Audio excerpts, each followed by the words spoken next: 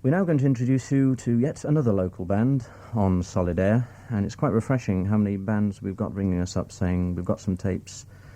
You know, are you interested? Of course, we're always interested to hear local talent, and ICE has certainly got talent, as you'll hear in just a moment. The lineup of ICE: MICK Rutherford, lead singer; Paul Watts, lead and acoustic guitar; Andy RADEK, lead and acoustic guitar also; COLIN Richardson on bass; and Steve Sheldon on drums. They have an LP coming out shortly, and we're going to hear some tracks from it. The LP is called Saga of the Ice King. Let's hear the first track, the prelude to the whole album. This is called, appropriately enough, Early Days, ICE.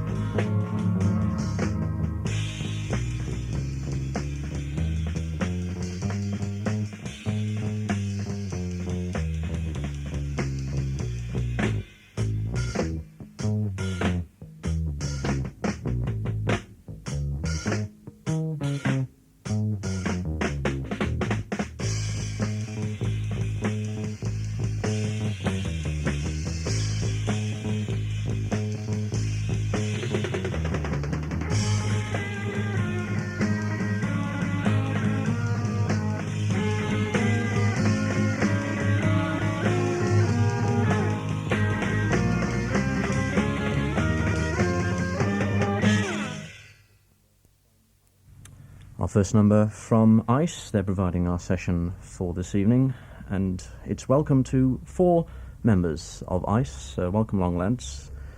And I suppose the first question, it's remarkable, I think, how local bands are not just recording demo tapes or issuing their own singles, they're going one step further, like yourselves, actually recording an LP. Now, is it a financial risk for you, or has somebody put the money up? It's cheaper doing an album than a single, for a start, financially. Is it really? Oh yeah, yeah. You can get a lot more albums done for a bigger return than singles. Singles are a dead loss, as far as we're concerned. It had to be an album or nothing. And the financial side for the band doesn't come into it because we've got outside sponsors putting the money up, and we've already got advance orders for over 100 of them. So really, the financial risk is next to nothing, the way we're doing it. Because you managed to save a little bit of money by having your own recording studio. At least you saved that expense. Colin, is that your side of things? Yeah, well, I've got a cottage in the country, and we've done a place out there, and fixed various apparatus in to do the recording. It's the old rock biz phrase, isn't it? Getting it together in a cottage in the country, man. Yes. Yeah, it's been pretty good, What sort of facilities have you got? Because you see all these ads for studios with 24-track machines and huge mixers that take up half the studio and all this sort of thing. What we've got a 4-track on tap. There's no problems there. We've got then a stereo 2-track which we mix down onto, and so we've got a sound booth, which is mic facilities, or we can go DI or whatever. We've got graphic equalisers and various other bits and bobs which all sort of go along, but we're doing another mix down at the moment. We're trying different things to get a bit more top on the final product, Yes, I was going to say the sound at the moment is just a little bit mushy, and it could do with more separation. Yeah, we realised this actually. It was all the fish and chips we had. You've done it all yourselves. You've had no professional help at all with the recording or the production or anything. No, this is Paul. Yeah. No, we've done most of it ourselves. Obviously, we're a bit restricted, financially. But, we're looking for a bigger deal, perhaps. Yeah, now, you've got, obviously, all the tapes done. You've done that yourself. Then the next problem, of course, is getting the thing pressed. How do you go about that? Wrote off to a lot of various people, a lot of different printers to find out the best deal. And we found one in Blackpool which is going to do it for us. So you take the tapes up in the back of the car and give it them and say, get on with that, and hope it comes out alright. What kind of promotion are you going to get? Oh, God knows. You see, because you're contracted to somebody called Tabitha Records, and they're way down in Exeter. Now, it seems rather strange that a band from this area are contracted to a company way down south. Yeah. Can you explain all that? Well, 3 of the members here, me, Steve and Colin, were with another band called Willow. And after the band broke up, Tabitha Records took an interest in some of the stuff we was doing, which was a bit late really, but Colin and myself signed a 5-year songwriting contract, and it started from there. They only release in the Benelux countries, which is unfortunate, which is why we're doing it ourselves over here at the moment. We're hoping to get some other companies interested, as Paul said. Whether this will come off or not, I don't know. You say that it was an LP or nothing. Now, I suppose an LP was the only step you could take, because the LP is a concept LP, isn't it? This is Steve. Yeah, I'm Steve. Hello, Steve. Yeah, it tells a story of Saga of the Ice King.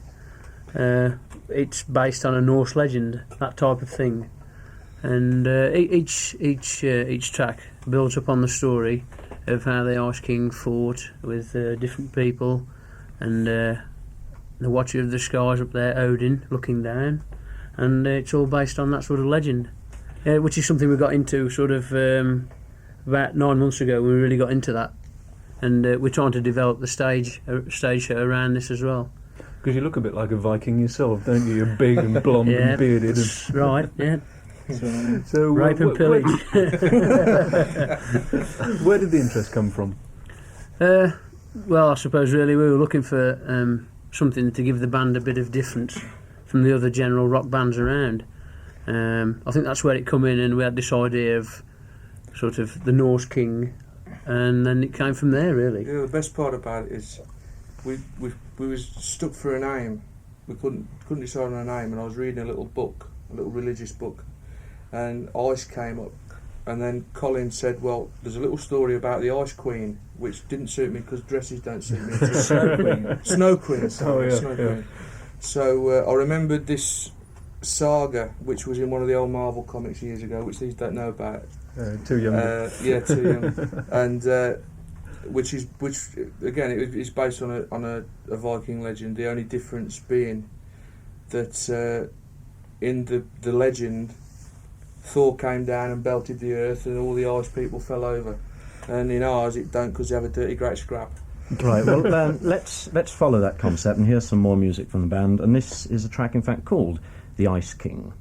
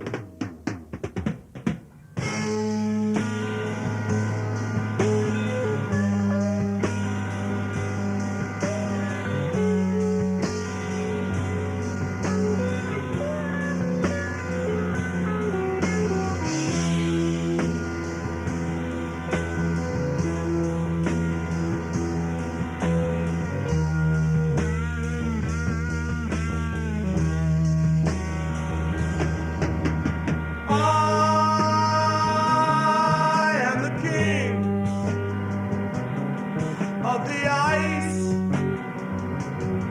Follow me to a land where the sun always shines.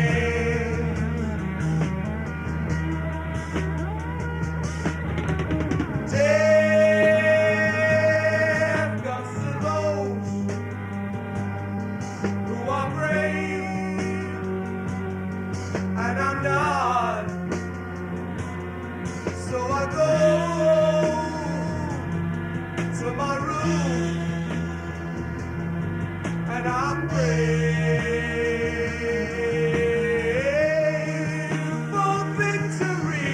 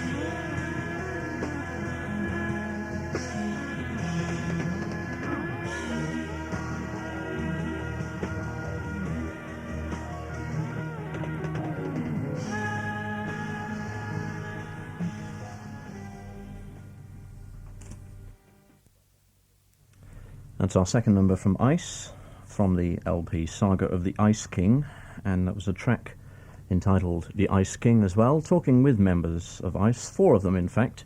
Lads, I've run through your lineup and there's vocals, guitars, bass and drums. Now there were some strings on that. Who plays that? We've got a couple of people from the Staffordshire Youth Orchestra, one on violin and one on cello. We was originally going to use a small 18-piece, but that fell through. And then it was down, we was going to use a quartet, and that fell through. So we ended up with a violin and cello. Sounds very effective though, doesn't it? Well, we did it the first time, and it picked up a lot of static on the vocals and the strings, and we had to redo it again. And the cellist that came the first time was ill, so we had to get a standing cellist the second time. So it's right mix-up. Close. Now, as we've just remarked, it's a concept LP. Now, a lot of people might think, well, concept LP is a bit old-fashioned now. No, I don't think so. It's the same as if you go to a film, you know. You see a film, if there's a story in it, it's not interested. Any song that's written has got to have some sort of story. All we're doing is, instead of doing a story into one song, we're doing 6 or 7 songs to build the story up. And although you call them songs, it's basically an instrumental group, isn't it? You don't really concentrate too much on the vocals, do you? It's on this album, it's very instrumentally strong. Stage-wise, it's 50-50, I think, really. We do a lot more vocal stuff on stage than on this album. As you say, instrumentally it is very strong indeed. You've got quite a distinctive sound too. But where are your musical influences? What sort of bands do you listen to? What sort of music do you like? Before you answer that, I've got a feeling that your sound owes a lot to Wishbone Ash. Thank you. Oh, thank you. Thank you. A lot of people said that because of the dual lead guitar. You know, there's both Andy and Paul both play lead, sometimes together and sometimes independently, and we've had a lot of comment about that. But as regards influences the band, I think everyone's got different tastes. You know, my band is Genesis. I think everyone differs in the band, but it's lucky that we can play together. And how much is it a group effort when you're putting the stuff together? Is each piece written by one man, or do you get together and all throw in ideas? Originally, yeah. Well, it starts off. I'll get an idea, and then I'll take it along to Mick, the music side of it, and then Mick, because I'm now good at writing lyrics. Mick's the one for writing the lyrics, and that's how we get it together. And then we all sort of take it into the studio, which is where we practice as well, and we take it from there. And of course, you're out gigging around the place. What's it like for gigging around Tamworth and Lichfield? Do you get much work around there, or do you have to go away for it? If we waited for work around Tamworth and Lichfield, we'd all go to sleep.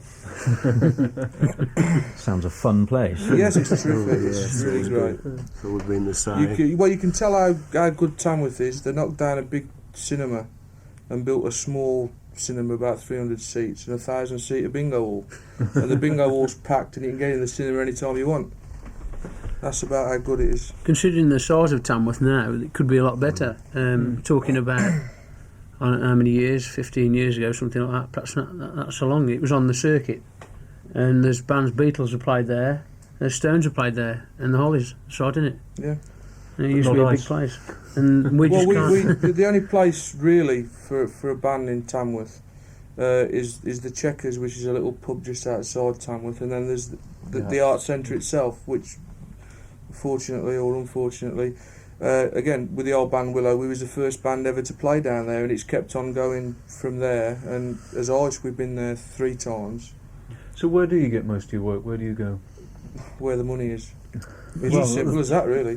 You do play around this area, though, don't you? And you're one of the first bands to have discovered the Malibu Club in Lenton, which is starting to put a lot of local bands on now. What kind of place is that? Well, it's quite a big place. Skate. It's a converted cinema. Yeah, it is a again. converted cinema again. It is a skate. Skateboard place. Yeah. Yeah, what's it like for you to play there then? Very It's a good. good sound. Incredible Yeah. sound. Yeah, we really enjoy it. Because Nottingham audiences have got quite a good reputation, haven't they? Yeah, there was a Yeah. good audience. We played there the other week. It was a very good audience. It's a bit disconcerting seeing all these banks where the skateboarders use. And you're playing away, and you can see just like a coconut shell with the people's heads over the top. It's really funny, but it was a very good sound we got there, and it was a good night. But you get a lot further afield as well, don't you? You get up to Leeds quite a bit, I think. Yeah, we've done the staging post at Leeds, and 1 or 2 other places. It's the same with all bands in our position before this album, which was Nobody Knows Us. We haven't got any track record, so nobody wants to put you on. Hopefully, the album's going to jolt a few people's minds, and get people thinking about Ice a bit more. Now, if they want to see you around this area in the near future, where can they go? I think the next one locally, Lichfield, Tamworth, is the Checkers at Upwas. That's in 2 weeks' time, in March the 10th. And looking even further into the future, that you've got a date at the Bell in Saddlegate. I mean, is that May the 2nd? Yeah, Yeah, May am the I right? 2nd, Yeah. yep. Look at the manager. Yeah, we're trying to get in on the university circuit. We'd already started to tap in on this with the old band Willow. We went down very well there. We just seemed to click. Went to And Oxford. because Oxford Poly, that's right, Oxford Poly, and there's thing was we're trying to get back there again if we can, because it's well paid. It's the right kind of audience. It's the appreciative... You've got quite an intelligent class of music, actually, that you're playing, isn't it? So, do you suffer sometimes when you get a sort of new wave audience come in and they want something they can pogo to and all that sort of thing? we Do you haven't get really much met any of them. We haven't really come against across the that, no. music? I think it's dying a little Old-fashioned, anyway isn't it? now. I think it tends to... It's people are looking for something different again. Mm. And I think the melody of music is coming back. And I think they've forgot the excitement a little bit. I just wonder, as being called Ice, whether you get a cold reception everywhere you go. It's lasting well this year, isn't it? It is, yeah. We've had a lot of advertisements on the television, weather-wise. Yeah. Well, lads, thanks for coming in. It's been great hearing from you and also hearing from your record. Now, when's the record coming out? At the end of March. End of March. And as soon as the LP comes out, you'll let us have a copy and we'll Yes. play something from it. Good. Let's hear a final track from this album, which we've got on tape at the moment. And this is, in fact, the very end of the album, Saga of the Ice King, and this is called Reprise.